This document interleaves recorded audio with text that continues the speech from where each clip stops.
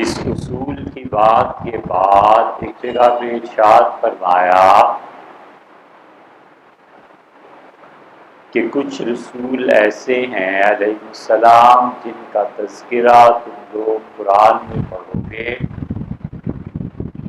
اور کچھ انبیاء علیہ السلام ایسے ہیں جن کا تذکرہ ہم نے نہیں کیا۔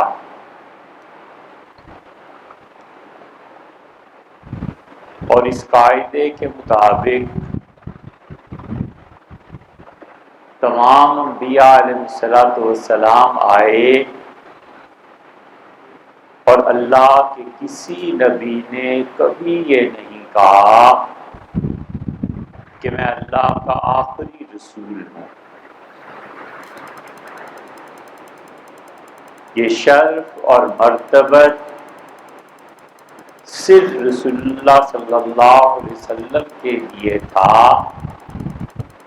اور آپ نے ڈنکے کی چوٹ بہت واضح طور پر یہ فرمایا کہ میں صرف اللہ کا رسول ہی نہیں ہوں بلکہ اللہ کی طرف سے آخری شخص جو وحی قبول کرنے والا اور امت تک پہنچانے والا ہے وہ صرف اور صرف میں ہوں۔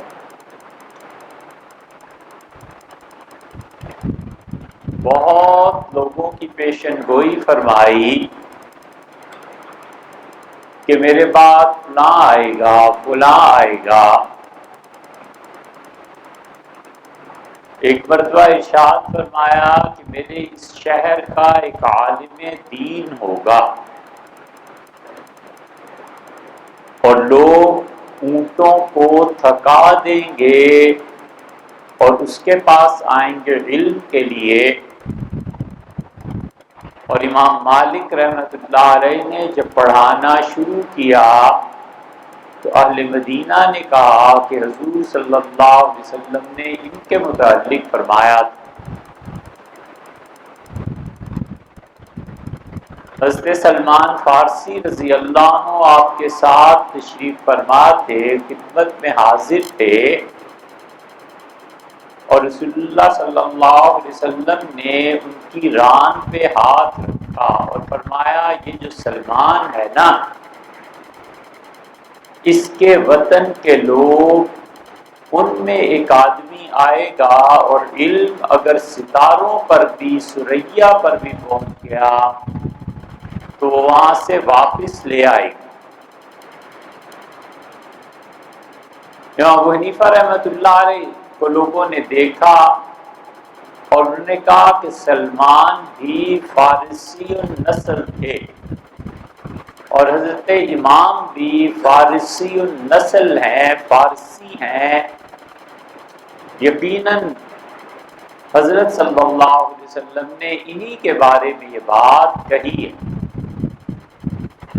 بہت چیزیں بتائیں، یہ بھی بتایا کہ میرے اس منبر پر ایک حکمران آ کر بیٹھے گا، اور فرمایا وہ ظالم جب پہلی مرتبہ بیٹھے گا تو اس کی نکسیر پھوٹ پڑے گی۔ چنانچہ خلافت راشدہ کے بعد ایک گورنر ایسا آیا کہ جمعے کے لیے پوری تیاری کر کے، اور جب منبر پر بیٹھا تو اس کی نکسیر پھوٹی، اور لوگوں نے کہا کہ یہ وہ ظالم ہے جس کے بارے میں حضور صلی اللہ علیہ وسلم نے پیشن گوئی فرمائی۔ ایسے ہی ہمارے اہل سنہ کی عقیدے کی کتابوں میں یہ بات آتی ہے کہ آپ نے ارشاد فرمایا کہ دیکھو میری نسل میں میرے پڑپوتے کا جو بیٹا ہوگا اسے میرا سلام کہنا۔ تو صاحبزادی صاحبہ کے بعد ان کے بیٹے حضرت حسین رضی اللہ عنہ ہوئے، حسین رضی اللہ عنہ کے بعد ان کے بیٹے زین العابدین ہوئے، اور زین العابدین کے بعد امام باقر رحمۃ اللہ علیہ ہوئے۔ تو جب یہ تھوڑے بڑے ہوئے تو حضرت جابر بن عبداللہ رضی اللہ عنہ نے مدینہ منورہ میں ان سے کہا کہ بچے حضور صلی اللہ علیہ وسلم نے تمہیں سلام بھیجا۔ امام باقر رحمۃ اللہ علیہ، اللہ نے اتنا علم دیا تھا کہ بقرہ عربی میں کہتے ہیں گائے، اور بقرہ کا مطلب اصل میں یہ ہے کہ زمین کو کریدنا، کھودنا، کسی چیز کو کریدنا، کسی معاملے کو کریدنا۔ اور آپ نے دیکھا ہوگا گائے کبھی کبھی بغیر کسی ظاہری وجہ کے اپنا کھر زمین پہ مارتی رہتی ہے جیسے کوئی چیز ڈھونڈ رہی، اسی لیے اسے بقرہ کہتے ہیں، جیسے وہ تلاش میں۔ اور امام باقر رحمۃ اللہ علیہ کو اس لیے باقر کہا گیا کہ وہ علم کی جستجو اور تلاش میں رہتے تھے، اور اتنے بڑے صاحب علم تھے کہ بڑے بڑے اکابر تابعین رحمہم اللہ ان کی خدمت میں حاضری دیتے تھے۔ اس لیے پیشن گوئیاں بہت سی فرمائیں۔ یہ بھی فرمایا کہ جو ماوراء النہر کا علاقہ ہے، ترکمانستان، آذربائیجان، چائنا، فرمایا یہاں سے ایک قوم آئے گی جن کا کوئی دین نہیں ہوگا، اور وہ لوگ پھیلتے چلے جائیں گے، اور پھر ان کو ایک اور قوم چھیڑے گی اور لڑائی شروع ہوگی۔ حضرت رسالت مآب صلی اللہ علیہ وسلم نے فرمایا وہ تم دیکھو گے کہ وہ جو لڑائی شروع ہوگی تو یہاں ان بے دین جن کا کوئی دین نہیں ہے ان کا لشکر اٹھے گا، اور جب وہ چلنا شروع کریں گے پیدل مارچ تو پہلا پڑاؤ بصرہ جا کے ہوگا، اور حضرت نے نام لے کے فرمایا کہ ملتان پر آگ برسے گی۔ بہت چیزیں ایسی ملیں گی۔ جب یہ واقعات ہوں گے تو ارشاد فرمایا کہ اس آذربائیجان کے علاقے میں میری نسل سے منصور نام کا ایک آدمی پیدا ہوگا، اور اگر تم میں سے کوئی زندہ ہوا تو وجب علی کل مسلمین، ہر مسلمان پر میری امت میں واجب ہے کہ اس کی جا کے مدد کرنا، اگرچہ تمہیں برف پہ گھٹنوں کے بل گھسٹ کے جانا پڑے تو بھی پہنچنا۔ یہ کبھی نہیں فرمایا کہ میرے بعد بھی کوئی نبی آئے گا۔ لوگ بہت سے بتائے، اور نبوت کی بات آئی تو ارشاد فرمایا کہ نبی میرے بعد کوئی نہیں۔ ظالموں کا ذکر کیا، اچھے لوگوں کا ذکر کیا، برے لوگوں کا ذکر فرمایا، کیا کیا چیزیں بتائیں، لیکن رسول اللہ صلی اللہ علیہ وسلم نے یہ کبھی نہیں کہا، اور ان سے پہلے بھی کسی نے نہیں کہا کہ میں اللہ کا آخری نبی ہوں۔ پہلی اور آخری مرتبہ کسی نے دعویٰ کیا تو رسول اللہ صلی اللہ علیہ وسلم نے کیا، اور فرمایا کہ بس نبوت مجھ پہ ختم ہو گئی۔ حضرت موسیٰ، عیسیٰ، شعیب، لوط، ابراہیم، اسماعیل، اسحاق، یعقوب علیہ السلام کتنے ہی گزرے، مگر کسی نے نہیں کہا کہ میں آخری۔ اس لیے رسول اللہ صلی اللہ علیہ وسلم سے لوگوں کی محبت بہت زیادہ رہی، اور آپ بتاتے رہے کہ کائنات میں میرے بعد کسی نبی ہی نے نہیں آنا، چہ جائے کہ کوئی میرے جیسا آئے، اور بار بار یہ احساس دلاتے رہے کہ یہ امت آخری امت ہے، میں خدا کا آخری رسول ہوں، یہ قبلہ آخری قبلہ ہے، اور ہمارے بعد بس اب قیامت آنی ہے اور کچھ نہیں۔ اسی لیے لوگ آتے تھے اور بہت سوال پوچھتے تھے، اور صحابہ کرام رضی اللہ عنہ کا یہ احسان ہے امت پہ کہ بڑی بڑی پیچیدہ، بڑی بڑی چھوٹی اور بڑی باتیں پوچھی، اور حضور صلی اللہ علیہ وسلم نے سب کچھ بتا دیا تاکہ امت میں کسی کو کوئی پریشانی باقی نہ رہے۔ سوال پوچھتے تھے اور رسول اللہ صلی اللہ علیہ وسلم خاموش ہو جاتے تھے، فرماتے تھے اچھا اللہ اس کا جواب بھیجے گا تو بتاؤ۔ جواب بھی دے دیتے تھے کہ اچھا اس کا جواب یہ۔ کوئی الٹا بےہودہ سوال کرتا تھا، ڈانٹ بھی پڑتی تھی، اچھا سوال کرتا تھا تو حضور صلی اللہ علیہ وسلم خوش بھی ہوتے تھے۔ ایک آدمی نے آ کے یہ سوال کیا کہ اللہ کے رسول یہ فرمائیے قیامت کب آئے گی؟ یہ سوال متعدد افراد نے کیا اور رسول اللہ صلی اللہ علیہ وسلم نے ہر ایک کو مختلف جواب دیا۔ ایک آدمی نے پوچھا آ کے کہ اللہ کے رسول قیامت کب آئے گی؟ تو ایک بچہ کھیل رہا تھا، آپ نے فرمایا تمہاری قیامت اس کے جوان ہونے سے پہلے پہلے آ جائے گی۔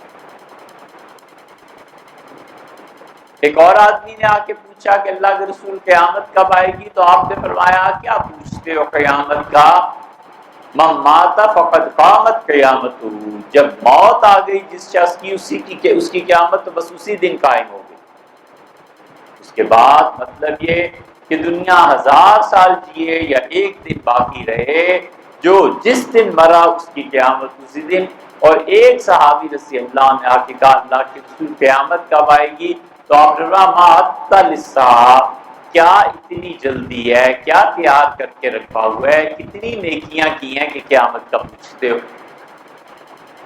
اس کا اللہ کے رسول نیکی تو کچھ نہیں کی، عمر بھر کی ایک ہی کمائی ہے اور وہ یہ کہ آپ سے مجھے بڑی محبت ہے۔ رسول اللہ صلی اللہ علیہ وسلم سے صحابہ کرام رضی اللہ عنہ کو انتہائی درجے کی محبت تھی۔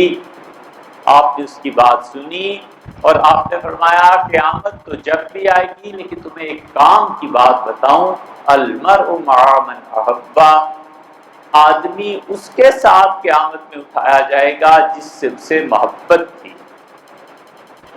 بس یہ سننا تھا۔ صحابہ کرام رضی اللہ عنہ ایک دوسرے کو اس دن مدینہ میں مبارک دیتے پھرتے تھے جیسے عید آ گئی ہو۔ انہوں نے کہا یار ہے تو کچھ نہیں اعمال میں، لیکن حضرت نے فرمایا جس کو جس سے محبت ہوگی قیامت میں اسی کے ساتھ اٹھایا جائے گا۔ تو ہم سب کو حضور صلی اللہ علیہ وسلم سے محبت ہے، قیامت میں حشر انہی کے ساتھ ہوگی۔ اسی لیے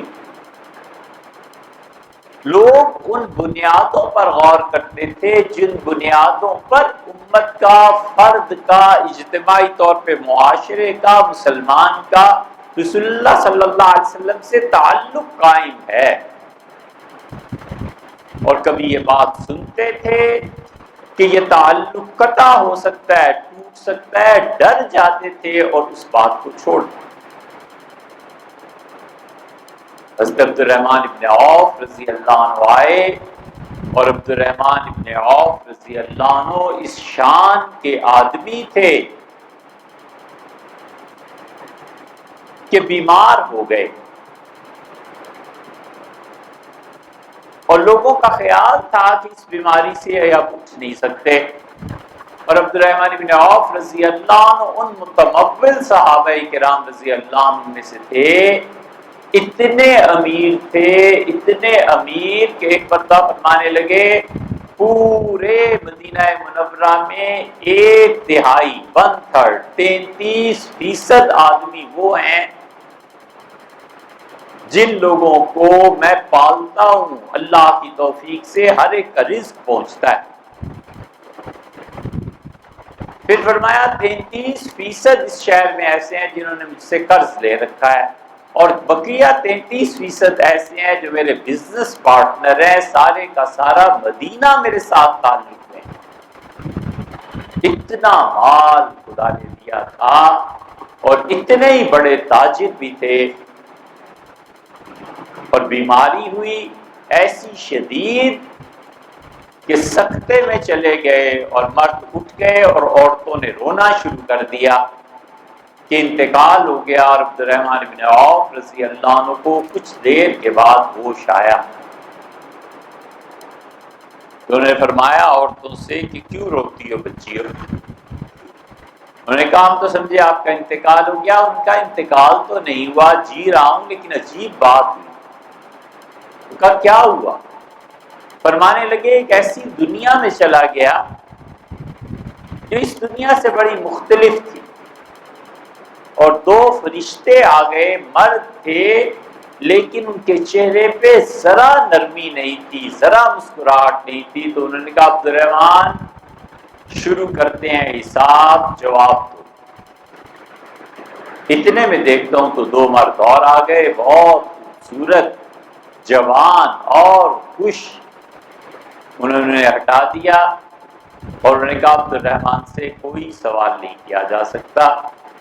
انہوں نے کہا ہم اللہ کی طرف سے آئے ہیں، ان کا ہم بھی اللہ ہی کی طرف سے آئے ہیں، اور حکم ہو گیا ہے کہ تمہیں بھیج دیا جائے واپس۔ اور پھر انہوں نے کہا یہ عبد الرحمن ان لوگوں میں سے ہے جب یہ اپنی والدہ کے جسم کا حصہ تھا تو اللہ نے اس کی تقدیر میں لکھوایا کہ یہ ایسا ہمارا اچھا بندہ ہے کہ اس سے جنت میں داخلے تک بھی کوئی حساب نہیں لیا۔ ان کا ایسے لوگوں سے سوال نہیں پوچھتے، جاؤ۔ مہینہ بھر تقریباً پھر زندہ رہے، اور وفات جب ہوئی ہے تو وفات سے پہلے سیدنا عثمان رضی اللہ عنہ امیر المومنین تھے، انہوں نے کہا حضرت رسول اللہ صلی اللہ علیہ وسلم کی قبر مبارک کھلوا دی گئی ہے، اور اس سے عائشہ رضی اللہ عنہ کا گھر جس میں قبر ہے اس کے دروازے کھول دیے گئے ہیں، اور اب عمر رضی اللہ عنہ کے ساتھ چوتھی میت اس حجرے میں آپ کی تدفین۔ عبد الرحمن بن عوف رضی اللہ عنہ نے انکار کر کہا ایسے نہ کرنا، اور مجھے دفن کرنا ہے جنت البقیع میں۔ کہ میں جانتا ہوں کہ رسول اللہ صلی اللہ علیہ وسلم کے ساتھ قبر کی جگہ مل جائے کتنی بڑی چیز ہے، لیکن تمہیں پتہ ہے میں مدینہ منورہ آیا تھا تو رسول اللہ صلی اللہ علیہ وسلم نے سعد بن ربیع کے ساتھ میری مواخات کرا دی تھی، فرمایا تم دونوں بھائی ہو،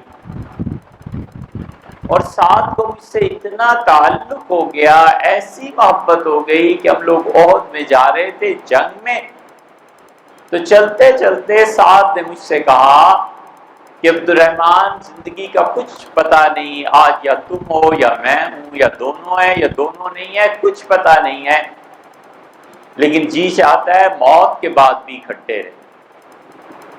میں نے کہا ساتھ جی تو میرا بھی یہی چاہتا ہے، دونوں اکٹھے ہی کہیں لیٹے رہیں گے۔ تو ہم نے وعدہ کیا ساتھ نے کہ جو بھی شہید ہو جائے گا اس کے بعد جو زندہ رہے گا اس شہید کی قبر کے ساتھ اپنی قبر کی جگہ مختص کروا لے گا، ریزرو کروا لے گا، کیونکہ دونوں اکٹھے رہے۔ فرمانے لگے ساتھ شہید ہو گیا، اور پھر اسے ہم نے دفن کر دیا، اور میں اس دن سے لے کے آج تک اس جگہ کو دیکھتا رہتا ہوں کہ کوئی قبر نہ بن جائے۔ حضور صلی اللہ علیہ وسلم کے ساتھ تدفین بہت بڑی بات ہے، لیکن قیامت میں اگر ساتھ ملا اور میرے وعدے کا پوچھا تو کیا جواب اللہ کو دوں گا؟ مجھے وہی دو۔ وعدے کی پابندی اتنی تھی ان لوگوں میں، اور سعد رضی اللہ عنہ حاضر ہوئے ام المومنین ام سلمہ رضی اللہ عنہ کی خدمت میں، اور عرض کیا کہ ام المومنین مدینہ منورہ میں یہ صورتحال ہے کہ ہر جگہ میرا مال کا تعلق ہو گیا، پیسے کا، اور آج نفع میں 600 اونٹ آئے ہیں، یہ جن کے گھنگروؤں کی آواز آپ سن رہی ہیں، اور یہ جو اونٹوں کے قافلے گزر گئے یہ 600 اونٹ میرے ہیں، آپ بتائیے میں کیا کروں؟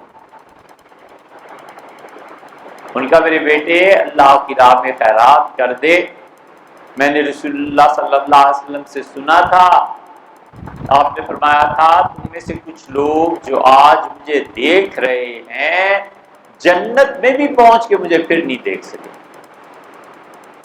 یہ بہت بڑی بات تھی جو ام المومنین ام سلمہ رضی اللہ عنہ نے کہی، اور عبد الرحمن بن عوف رضی اللہ عنہ نے 600 اونٹ تو اللہ کی راہ میں سارے سامان سمیت دے ہی دیے، اٹھے اور عمر رضی اللہ عنہ امیر المومنین کے پاس چلے گئے اور کہا حضرت میں نے آج یہ بات سنی ہے، حضور صلی اللہ علیہ وسلم نے کسی وقت یہ بھی فرمایا تھا کہ تم میں سے کچھ صحابہ آج میرے مجلس میں بیٹھنے والے ایسے ہیں جو جنت میں بھی جا کر مجھے پھر نہیں دیکھ سکے۔ سیدنا عمر رضی اللہ عنہ کے پاؤں تلے سے زمین نکل گئی، اٹھے اور ام سلمہ رضی اللہ عنہ ام المومنین کو کہا کہ ماں قسم دیتا ہوں اللہ کی میرا نام تو ان میں نہیں ہے۔ ان کا عمر اللہ کی قسم کھا کے کہتی ہوں آپ کا نام تو امیر المومنین نہیں ہے، لیکن خدا کی قسم ہے جو آئندہ میں کسی شخص کو بتاؤں کہ کون کون ان میں شامل ہے۔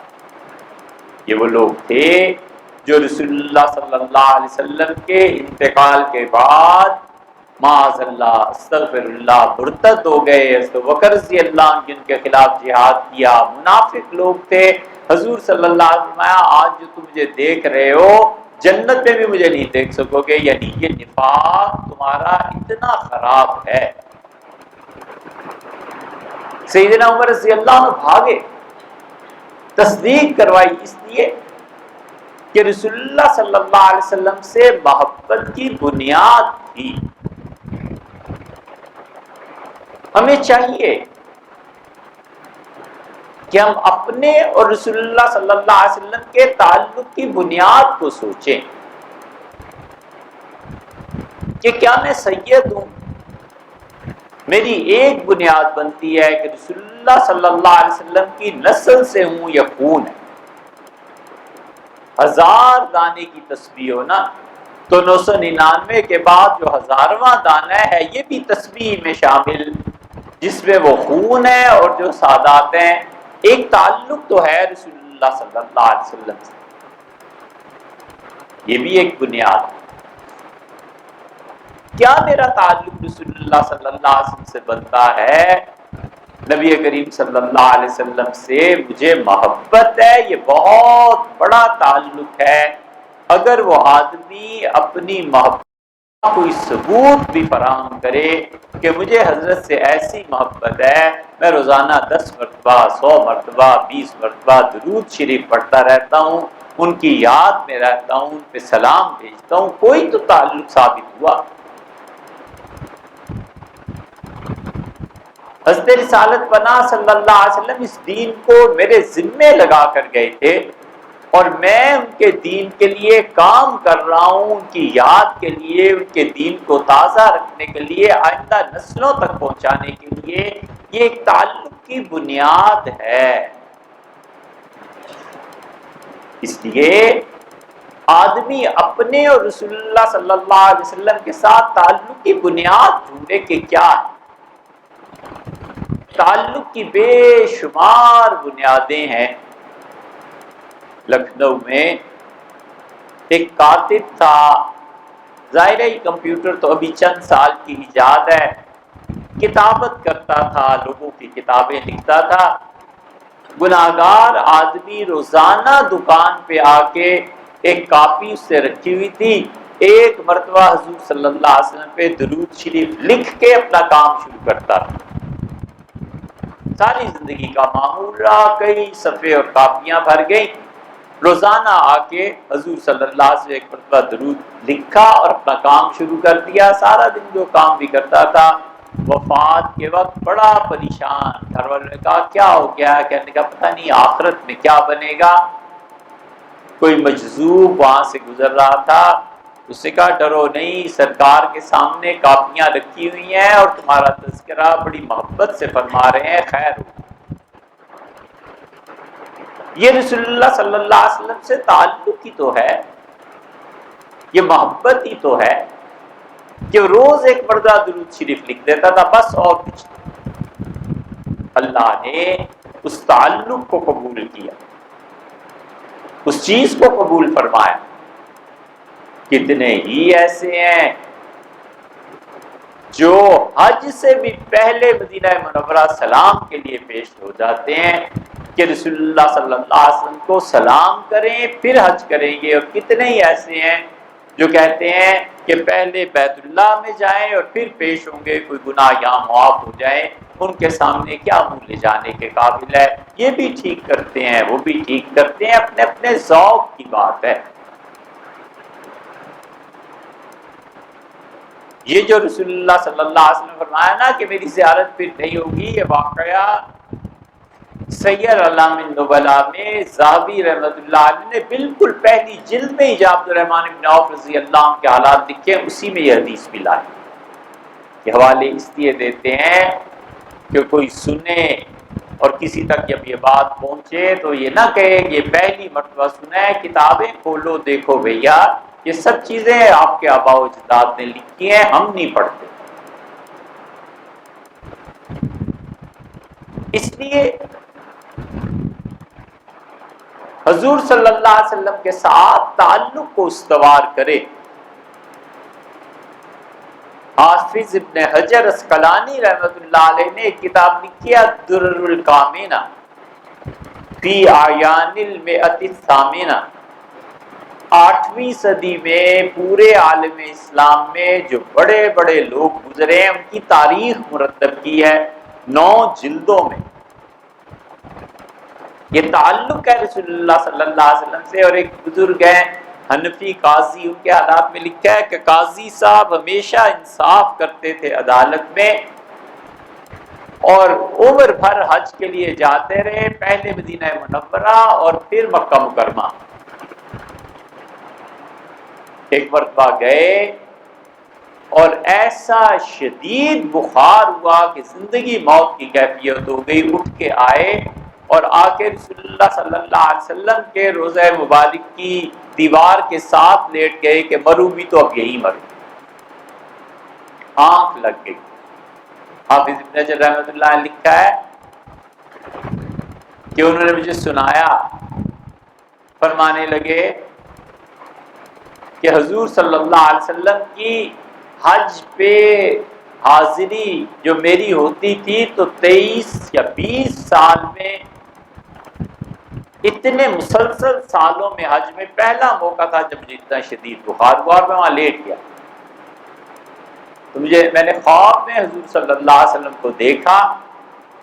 یہ محبت کا انداز ہے رسول اللہ صلی اللہ علیہ وسلم کا، یہ وفا ہے، اور وفا اور محبت انسانی زندگی کی اعلیٰ ترین اقدار میں سے ہے۔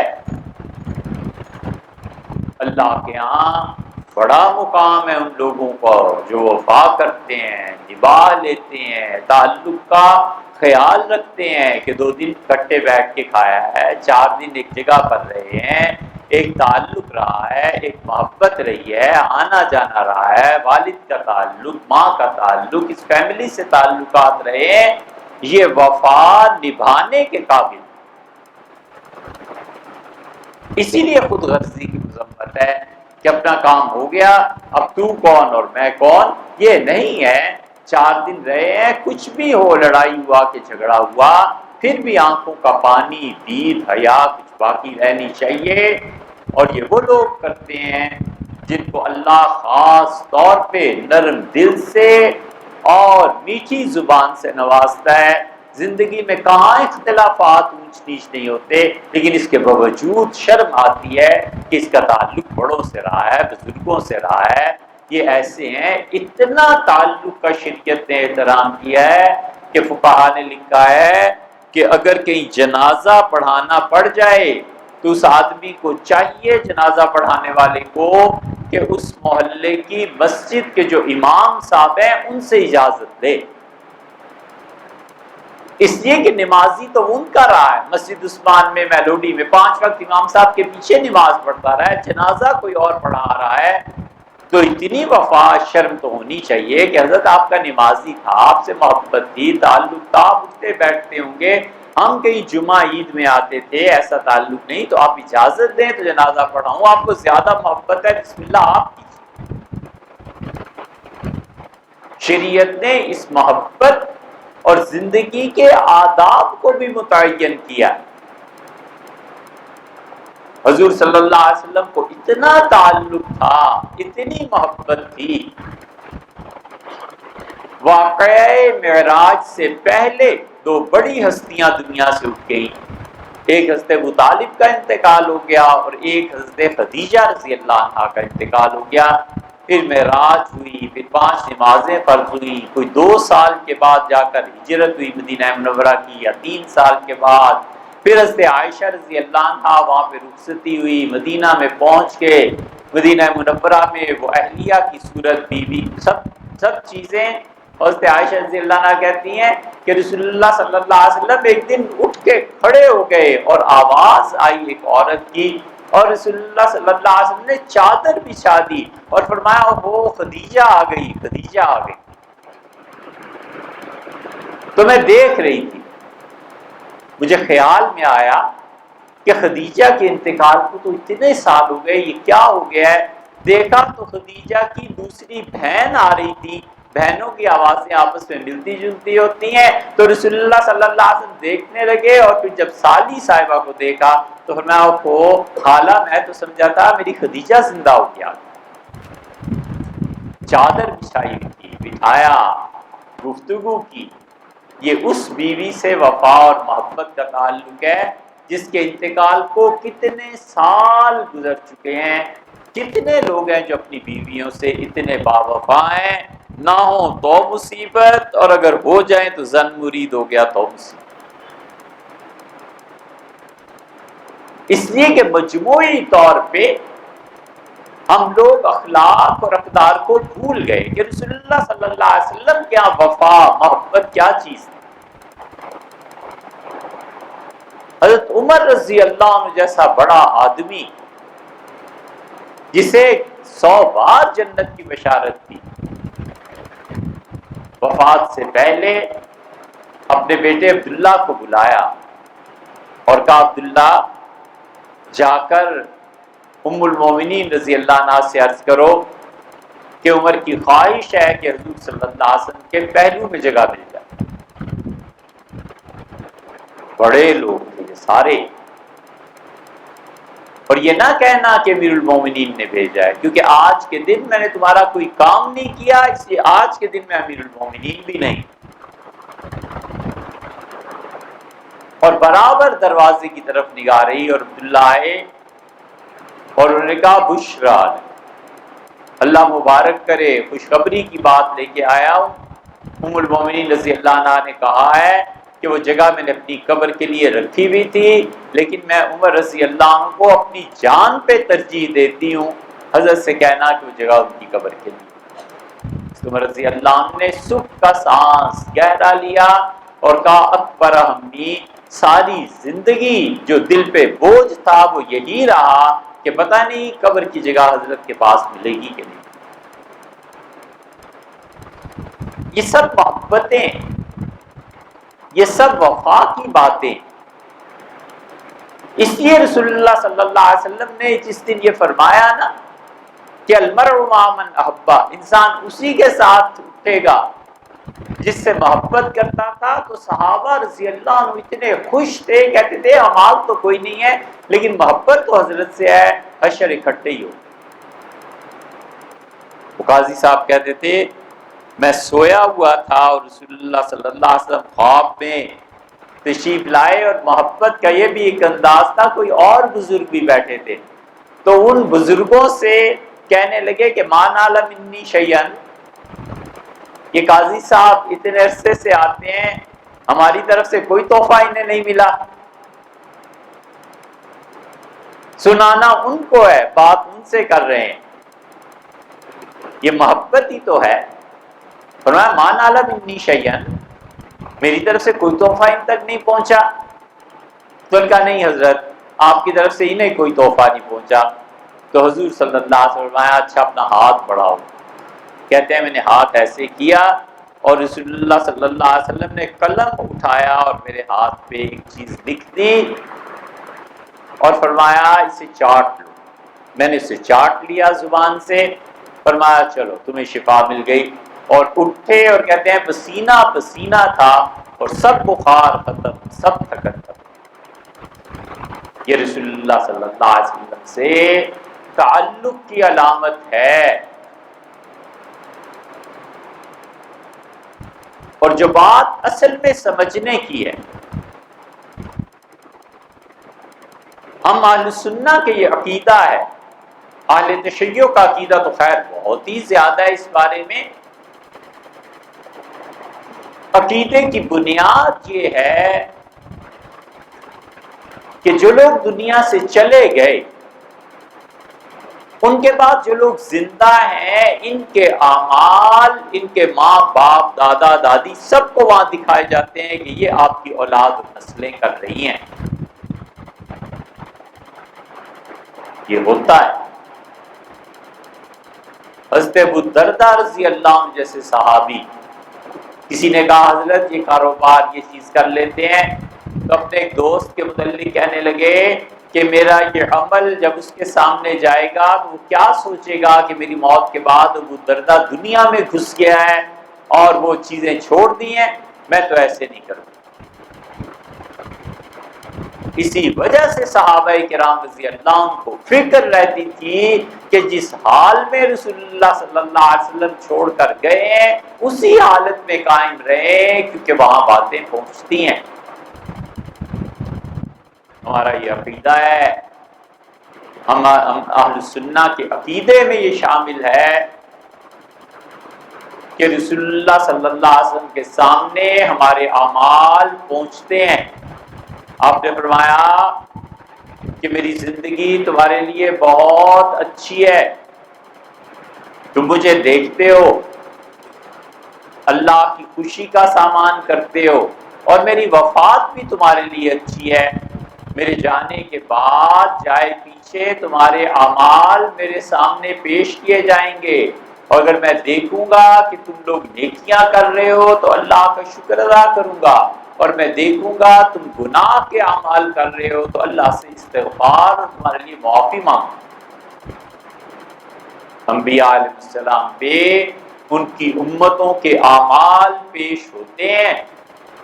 اسے آدمی ہوش کرے کہ ہفتے میں 2 دن پیر اور جمعرات کو میرے اعمال حضور صلی اللہ علیہ وسلم کے سامنے پیش کیے جائیں گے، اور اگر کوئی گڑبڑ کرتا ہوں اور وہاں ان کے قلب مبارک کو تکلیف ہوئی یا انہوں نے کہا یہ کیسا نالائق امتی ہے تو میرا کیا بنے گا. یہ تعلق ہے حضور صلی اللہ علیہ وسلم کے ساتھ. اسی لیے آپ نے فرمایا جب میں معراج میں گیا تو مجھے جبریل نے کہا سلم علیہ ابو کا ابراہیم آدم، سلام کیجئے یہ آپ کے والد حضرت آدم علیہ السلام ہیں. تو آپ نے فرمایا میں نے انہیں دیکھا، دائیں طرف دیکھتے تھے خوش ہوتے تھے، بائیں طرف دیکھتے تھے تو رو پڑتے تھے. میں نے جبریل سے پوچھا یہ کیا ہے؟ انہوں نے کہا ان کی اولاد کے اعمال انہیں دکھائے جاتے ہیں. دائیں طرف ان کے وہ بیٹے اور بیٹیاں ہیں جو جنتیوں جیسے اچھے کام ہیں، جنتی ہیں، خوش ہوتے ہیں، اور الٹے ہاتھ کے وہ ہیں جو جہنمی ہیں اور ان جیسے کام ہیں. انہیں دیکھ کر حضرت کو دکھ پہنچتا ہے، روتے ہیں. اسی وجہ سے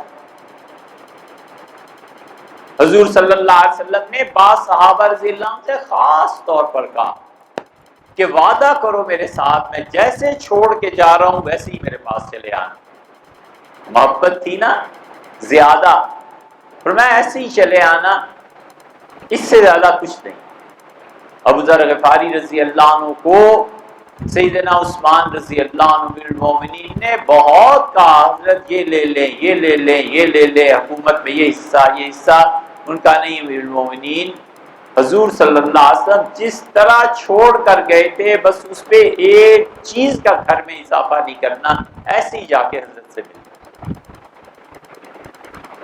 سیدنا عمر رضی اللہ عنہ شام گئے اور خالد بن ولید رضی اللہ عنہ کی بجائے کمانڈ حضرت ابو عبیدہ بن جراح رضی اللہ عنہ کی تھی. اور کہا اپنے نوکر سے ایک دن فجر پڑھا کے کہ اتنے اتنے پیسے یہ رقم فلاں فلاں کو دے آؤ. چلا گیا، دے دی، واپس آیا.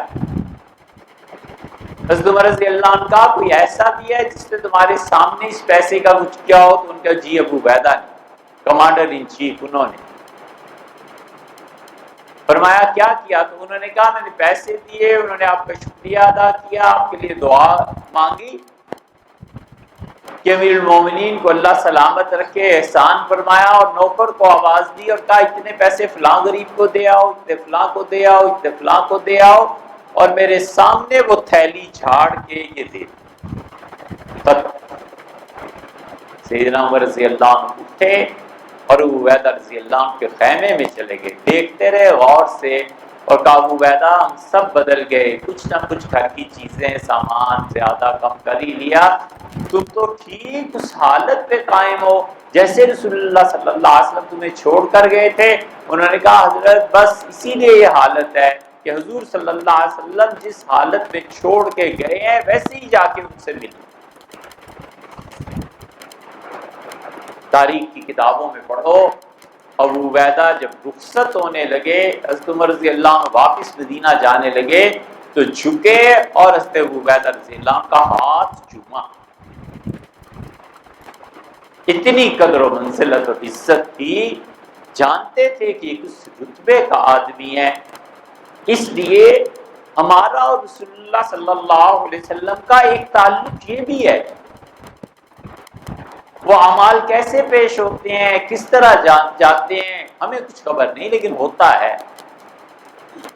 اور کوئی اور تو مانتا سو مانتا، حتیٰ کہ شیخ الاسلام ابن تیمیہ رحمۃ اللہ علیہ جو مشہور ہے کہ وہ وہابیت میں ہے اور یہ چیز نہیں مانتے اور یہ چیز نہیں مانتے. وہابیت خیر بعد میں تصور آیا. شیخ ابن تیمیہ رحمۃ اللہ علیہ نے اپنے فتاوی میں 2 جگہ یہ لکھا ہے کہ امت کے اعمال حضور صلی اللہ علیہ وسلم کے سامنے پیش ہوتے ہیں.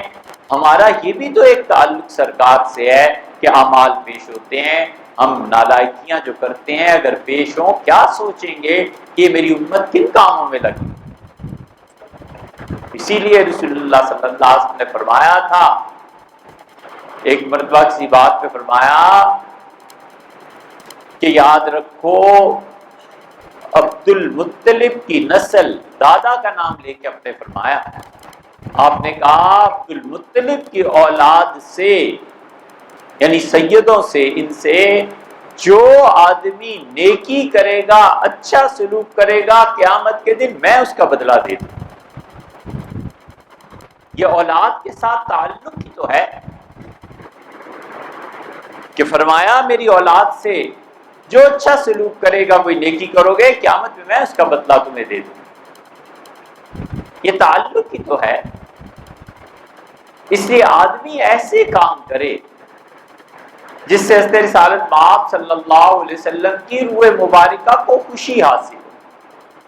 درود شریف پڑھے، سلام پیش کرے، بار بار سلام پیش کرے. مدینہ منورہ لوگ آتے جاتے ہیں، ان کے ہاتھ سلام پیش کرے، خود اپنے اعمال اچھے کرے، حضور صلی اللہ علیہ وسلم کے لیے ایصال ثواب کرتا رہے. فاتحہ پڑھ لی، تھوڑا سا قرآن کا حصہ پڑھ لیا، چند مرتبہ اللہ کی تسبیح بیان کر لی، چھوٹی سے چھوٹی چیز پڑھ لی تاکہ اللہ اس کا ثواب حضور صلی اللہ علیہ وسلم کو پہنچائے. اسی بہانے کے ذکر تو آئے ہمارا آپ کا کہ اس سے یہ تحفہ بھیجا ہے. یہ بات آپ عمر بن عبدالعزیز رحمۃ اللہ علیہ دمشق میں رہتے تھے. اموی خلافت تھی اور دمشق دارالحکومت تھا شام. ہر سال حج کے موقع پہ ایک آدمی کو بھیجتے تھے، خرچہ دیتے تھے، اسے اونٹ پہ بھیجتے تھے تیز رفتار، اور کہتے تھے کوئی کام نہیں ہے، بس جاؤ. اور حسرت ہے حج پہ سب جا کر وہاں سلام پیش کرتے ہیں اور عمر بن عبدالعزیز کا نام نہ آئے، بڑی حسرت رہتی ہے. جاؤ اور میرا سلام سرکار میں پیش کرنا اور واپس آ جانا، کوئی کام نہیں ہے سوائے اس کے کہ میرا سلام پیش. رسالت پناہ صلی اللہ علیہ وسلم کے ساتھ ایسا تعلق امت کا جڑا ہوا تھا اور ہمیشہ رہا، اب تک بھی ہے۔ ایسے ایسے لوگ ہم نے خود دیکھے 10 ہزار مرتبہ رسول اللہ صلی اللہ علیہ وسلم پہ روزانہ درود شریف اور سلام پیش کرتے تھے، 10 ہزار مرتبہ پڑھتے تھے، اس لیے کہ وہ جانتے ہیں حضرت رسالت مآب صلی اللہ علیہ وسلم کے تھوڑے احسانات ہیں، یہ اللہ کو ایک ماننا اور اس کی توحید، یہ حضرت ہی کی زبان کا صدقہ ہے۔ انہوں نے فرمایا ہے کہ اللہ ایک ہے، ہم نے کہا حضرت اللہ ایک۔ اگر کہہ جاتے کہ اللہ ایک نہیں دو ہے تو پھر ہم جو مسلمان ہوتے دو ہی کہتے، ایک کیوں کہتے؟ یہ سارے کا سارا دین، یہ نماز، یہ روزہ حضور صلی اللہ علیہ وسلم کی زبان ہی کا صدقہ ہے۔ یہ قرآن بھی انہی سے تو آیا ہے، یہ قرآن کا احسان بھی تو اللہ نے انہی کے ذریعے ہم پہ کیا ہے۔ کون سی نیکی اور کون سا تقویٰ اور کون سی تقدیس اور کون سی عبادت ہے جس میں حضور صلی اللہ علیہ وسلم کا احسان امت پہ نہیں ہے؟ یہ سارے احسانات انہی کے ہیں۔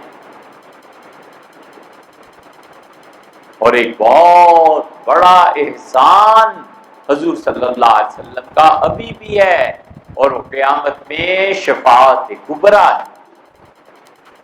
حضور صلی اللہ علیہ وسلم کی شفاعت سے جہنم میں کافروں کو بھی نفع پہنچے گا، مومن تو مومن رہا۔ جتنے آپ نیکی کے اعمال کرتے ہیں نا، ان میں بہت سے اعمال ایسے ہیں جو قیامت میں کرنے والے کی سفارش کریں گے۔ یا آپ نے سارا رمضان روزے رکھے، مولانا کے پیچھے کھڑے ہو کے قرآن سنتے رہے یا قیام رہا، حضور صلی اللہ علیہ وسلم نے فرمایا یہ نمازی رمضان میں تراویح کا پڑھنے والا اور یہ دن کو روزے رکھنے والے اتنے گناہگار بھی ہوں گے کہ جہنم کی سزا ہو جائے گی، اور جہنم کی سزا کے بعد 2 پرندے آ جائیں گے۔ وہ مجرم کھڑا ہے اور اللہ تعالیٰ باوجود جاننے کہ اس پرندے سے پوچھیں گے تم کیا ہو، وہ کہے گا اے رب میں روزہ ہوں جو یہ شخص رکھتا رہا ہے۔ دوسرے سے پوچھے کہ تم کیا ہو، وہ کہے گا اے رب میں قیام ہوں جو رات کو یہ تیرے حضور کھڑا رہا ہے۔ یہ تراویح جو آپ نے پڑھی ہے اور گھڑیاں دیکھتے رہے کہ 1 منٹ اور 2 منٹ، لکھ لو جا کے اس بات کو، زندگی کا ہر وہ لمحہ جو اللہ کی اطاعت اور عبادت میں گزر جائے بس وہی اصل چیز۔ 10 منٹ زیادہ ہو گئے، 5، کچھ نہیں یار، جو وقت اللہ کی عبادت میں صرف ہو گیا اصل زندگی وہی ہے۔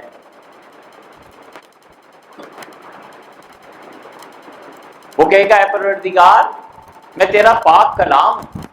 اللہ فرمائیں گے تم دونوں کا آنا مبارک، تم کہو کیا کہنا چاہتے ہو۔ روزہ بولے گا اور کہے گا اے رب میں نے اسے روک دیا تھا اور یہ سخت پیاس گرمیوں کی برداشت کرتا رہا، اور اے اللہ اس سے پانی نہیں پیا، میں نے اسے روک دیا تھا، میں نے اسے منع کر دیا تھا کچھ کھانے سے۔ اے اللہ جس کو میں نے روک دیا تھا کھانے پینے سے، آج وہ بندہ آپ کے سامنے اور آپ اس کے جہنم کا فیصلہ کر رہے ہیں، نہیں اسے جنت میں بھیج۔ اور وہ پھر دوسرا بولے گا اور کہے گا اے رب میں نے اسے رمضان میں کھڑے رکھا تھا، یہ مجھے سنتا تھا، اس نے نیند چھوڑ دی تھی، آرام چھوڑ دیا تھا، آپ کے حضور کھڑا رہتا تھا اور آپ اسے جہنم بھیج رہے ہیں، بالکل نہیں، اللہ اسے معاف فرما دیں۔ اللہ تعالیٰ فرمائیں گے تیرا آنا بھی روزے قبول ہے، اور یہ جو قیام اور یہ تراویح اور یہ لمبی نماز تیرا بھی فرمائیں گے قبول ہے، اور تم دونوں اس میرے بندے کو ساتھ لے جاؤ، تمہاری سفارش مان۔ اس لیے یہ نیکیاں، یہ چیزیں قیامت میں بتاتے ہیں۔ حضور صلی اللہ علیہ وسلم کا یہ احسان ابھی امت پوری پہ ہونا ہے کہ قیامت میں وہ شفاعت کریں گے، حوض کوثر پہ لوگوں کو بلائیں گے، وہاں پر پانی پلائیں گے، اعمال کھلیں گے، رسول اللہ صلی اللہ علیہ وسلم اپنی امت کے لیے وہاں پہ موجود ہوں گے، اللہ تعالیٰ سے بار بار درخواست کریں گے۔ نبی کریم صلی اللہ علیہ وسلم اللہ مجھے بلائے گا اور مجھ سے کہے گا کہ جائیے آپ خوش ہو جائیے اور جائیے جہنم میں جتنے آپ کے امتی ہیں سب کو نکال لیں۔ اور آپ نے فرمایا میں جاؤں گا اور دیکھوں گا کہ جس جس آدمی کے جسم پہ سجدے کا نشان ہے، پیشانی پہ، ہاتھوں پہ، کونیوں پہ، پاؤں پہ، ان سب کو نکالوں۔ پھر اللہ کہیں گے اب پھر جائیے، دیکھیے کوئی رہ تو نہیں گیا۔ اور پھر اس کے بعد تیسری مرتبہ میں آ کے عرض کروں گا، تیسری مرتبہ کے بعد کہ اللہ کوئی نہیں رہا جس نے مجھے مانا اور آج جہنم میں۔ اللہ تعالیٰ مجھ سے کہیں گے کہ شفاعت الملائکہ، ہمارے فرشتے آئے اور انہوں نے کسی کی شفاعت کی، ہم نے مان لیا اور چھوڑ دیا۔ پھر ہمارا کلام آیا، پھر علماء آئے، پھر انبیاء علیہ السلام آئے، پھر آپ آئے، سب کے ماننے کے بعد اللہ تعالیٰ جہنم سے کئی ہزاروں کی تعداد میں لوگوں کو نکالے گا اور کہے گا کہ میرے نبی یہ آپ ہی کی امت کے لوگ ہیں، لیکن ان کے دل میں ایمان اتنا کمزور تھا کہ جناب والا کو ادراک نہ۔ یہ اللہ کی رحمت ہے، حضور صلی اللہ علیہ وسلم کی شفاعت کا احسان ابھی باقی۔ جس ہستی کے اتنے احسانات ہوں، ہم ان پہ درود بھی نہ بھیجیں، ہم ان پہ سلام بھی نہ بھیجیں، 2 ٹکے ان کی طرف سے نہ خرچ کریں، دو پیسے ان کی طرف سے خیرات نہ کریں، ان کے دین کا خیال نہ کریں، تو پھر کیا ہم نے وفا کا ثبوت دیا اور کیا محبت کے تقاضے پورے کیے؟ اس لیے ہمیں چاہیے کہ ہر روز حضور صلی اللہ علیہ وسلم کو یاد کریں، نفل پڑھ لیے، کوئی نیکی کا کام کر دیا، کوئی صدقہ کر دیا، درود شریف پڑھ دیا، حضور صلی اللہ علیہ وسلم کے لیے اللہ سے عرض کیا کہ اللہ میرا سلام پہنچے حضرت صلی اللہ علیہ وسلم تک۔ یہ سب کام کرنے کے ہیں، اللہ تعالیٰ ہمیں اور آپ کو ہے تو ہم ایسی